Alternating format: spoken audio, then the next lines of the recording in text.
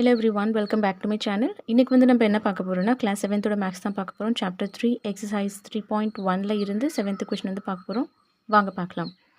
The enrollment in a school during 6 consecutive years was as follows. Enrollment அப்படின்னா admission. ஒரு ஸ்கூலில் வந்து admission நடக்குது 6 consecutive years அப்படின்னா தொடர்ந்து 6 வருஷத்துக்கு வந்து அட்மிஷன் வந்து நடந்துகிட்டு இருக்கு. கீழே கொடுத்துருக்க நம்பர்ஸ் எல்லாமே வந்து admission numbers.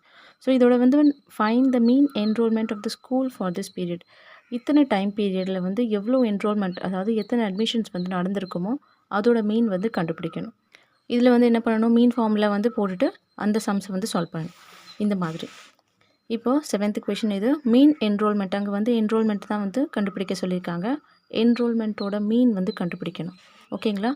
So sum of all observation and divided by total number of observation. Sum of all அப்சர்வேஷன்னா எத்தனை நம்பர்ஸ் அங்கே கொடுத்துருக்காங்களோ அது எல்லாமே நம்ம வந்து கம்பைன் பண்ணி ஆட் வந்து பண்ணணும்.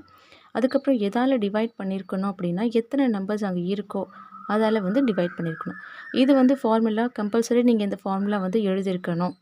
அந்த இடத்துல மீன் என்ரோல்மெண்ட் கொடுத்துருக்கிறதுனால நான் இந்த இடத்துல வந்து என்ரோல்மெண்ட் வந்து எழுதியிருக்கேன்.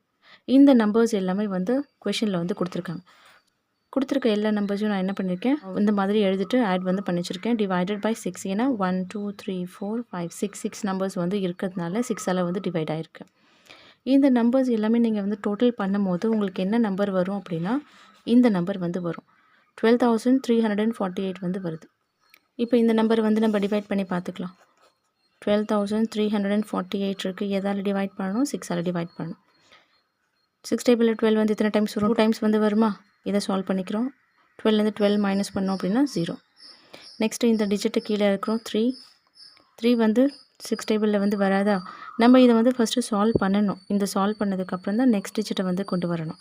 இப்போ 6 டேபிளில் 3 வராதனால 3யோட லெஸ் நம்பர் வந்து என்னது? 6 இன்ட்டு 0 என்ன வரும்? 0 வருமா? அப்போ நம்ம என்ன பண்ணணும்? 6 0s 0 அப்படின்னு வந்து போடணும். இப்போது இதை வந்து மைனஸ் பண்ணுங்கள். 3லேருந்து 0 மைனஸ் பண்ணிங்கன்னா என்ன வரும்? 3 ஆஸ் இட் இஸ் நமக்கு வந்து கிடச்சிரும். இப்போ என்ன பண்ணிக்கலாம், நீங்கள் நெக்ஸ்ட் டிஜிட் வந்து கீழே கொண்டு வரலாம். 34. புரியுதுங்களா? ஃபஸ்ட்டு இந்த நம்பரை நம்ம சால்வ் பண்ணதுக்கப்புறம் தான் அடுத்த டிஜிட் வந்து கீழே கொண்டு வரணும். சரியா?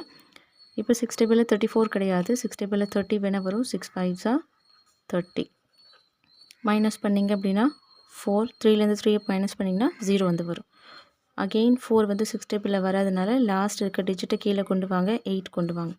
6 டேபிளில் 48 வந்து எத்தனை டைம்ஸ் வரும் அப்படின்னா 6 8s 48. கிளியருங்களா? இப்போ இதை மைனஸ் பண்ணிங்கன்னா 0. அப்போ ஆன்சர் என்ன நமக்கு? 2058 தான் ஆன்சர். 2058. இப்போ இதுதான் வந்து இதோட ஆன்சர். கிளியர் ஆகிடுச்சிங்களா? இதையும் நீங்கள் வந்து பார்த்துக்கங்க. சைட் பை சைட் வந்துட்டு இது வந்து டிவிஷன் எப்படி போட்டிருக்கோன்னு சொல்லிட்டு. கிளியர்? இதோட பார்த்தீங்கன்னா இந்த எக்ஸசைஸில் இருக்கக்கூடிய 7th கொஷின் வந்து கம்ப்ளீட் பண்ணி முடிச்சிட்டோம். ஐ ஹோப் வீடியோ பிடிச்சிருக்குன்னு நினைக்கிறேன். பிடிச்சிருந்துச்சுன்னா லைக் பண்ணுங்கள், ஷேர் பண்ணுங்கள். அடுத்த ஒரு வீடியோவில் பார்க்கலாம். அது வரைக்கும் தேங்க்யூ ஃபார் வாட்சிங்.